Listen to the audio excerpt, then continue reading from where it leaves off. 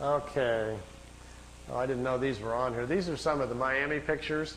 Some of the ones that I didn't put on the tape because I'll kind of go through them here. Here's the kid in Miami. His name is Manny Escondon is his real name. He's taking notes. Here these discs came in. His girlfriend took the pictures. These are flat-bottom discs. They're made on Earth. They're called Vril discs, V-R-I-L. They're manufactured down in Brazil. They also have a factory down in New Schwabenland in Antarctica. Here's another picture. There's a news copter came in. Look at the first three discs. When they see the copter, they start to turn invisible or put their shields up. And the first three crafts, they go out in a series, are just becoming invisible when he snapped the picture. It was taken with a Polaroid at a 30th of a second, so it caught it right in the mid of going out there. These discs were designed by German technology in the late 40s. The first ones we know of that were tested out were probably around 47 or 48. They're called Vril levitation devices. As you can see, they actually fly quite well. Notice the nice V formation. Being typical earthbound Air Force pilots, they're still flying in formation. We understand this technology a little bit because intelligence has shot down some of their ships, learned how they're doing it. And when you hear rumors about how the Americans are building flying discs, what we're doing is playing catch-up to the German technology that's been around since the 40s. Their technology has accelerated tremendously. They make two different types of levitation devices. That's what we're doing out at Area 51. We manufacture the devices in San Diego. They're put together by General Electric. We test them at Area 51. Here's the German disc parked down on the ground at a facility down in Brazil. Here's four guys standing next to it down there.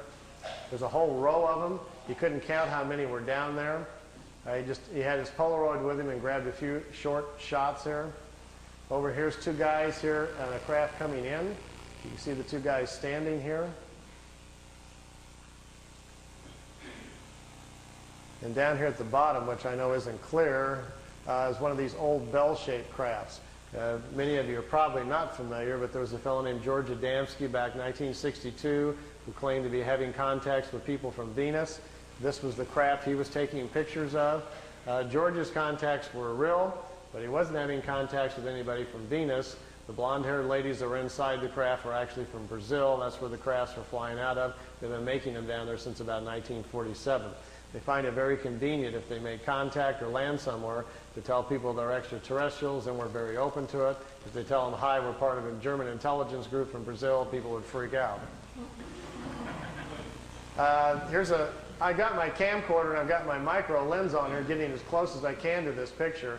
It's a very, very small Polaroid picture that's about that big, and it got wet in the rain. He left it in the windowsill, so I've ironed it and put it on paper so we didn't lose it.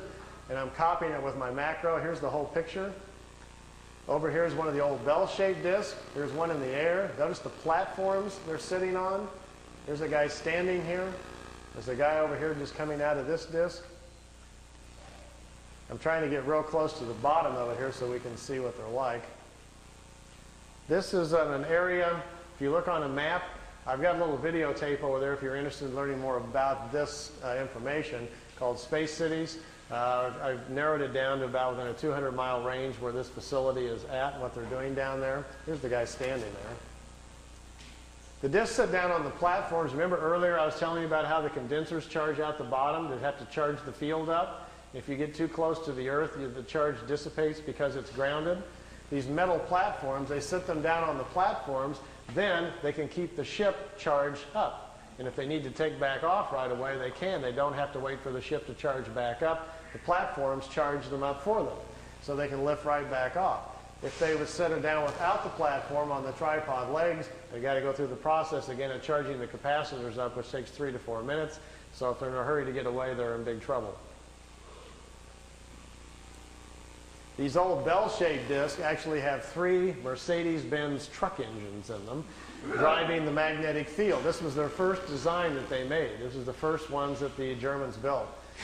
These craft here were under consideration, and they were working on them in the end of World War II.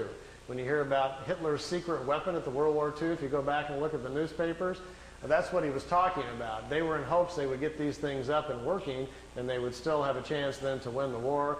Fortunately for all of us, they did not, or we'd all be speaking German today. Interesting side effect, too, once they finally did get them up and working, they made lousy war weapons because the field around them prevents you from dropping bombs or anything out of them. It ignites the bombs. So it took them a while. They don't even have weapons on them for a while, and then they had to come up with other kinds of devices. This was the first pictures I saw from the kid in Florida of his German contacts, and to my knowledge, I still think they're his best and perhaps his only contacts. I think he probably had a couple of contacts from these people. They came, they took him for a ride, it looks like on 1 or 2 occasions, and then perhaps they never came back. So we found this situation on several people around the planet, so it's not an uncommon situation. And this is from ET technology, but it was before 487. It wasn't ET, nothing to do with ET. It wasn't. No, just good old German intelligence figured it out. I can tell you where they got it. It's kind of a long story, but basically it came from German people who had traveled to India to study the concept of the Vril, the energy of the universe, and they were trying to figure out how to levitate their own bodies to move in time. And they came back and they explained it to people what they were doing in India, how they were trying to travel in time. And some German engineers tried to build a machine to travel in time, but when they turned the thing on and lifted up off the floor instead, they didn't time travel, but it floated. And they stumbled onto the idea of how to make what's called a Vril levitation device. We think they did that probably the first time and sometime probably around 25 or 27. And then the concept laid around in private circles for a while and then became a potential thing during the war and then really didn't happen until after the war.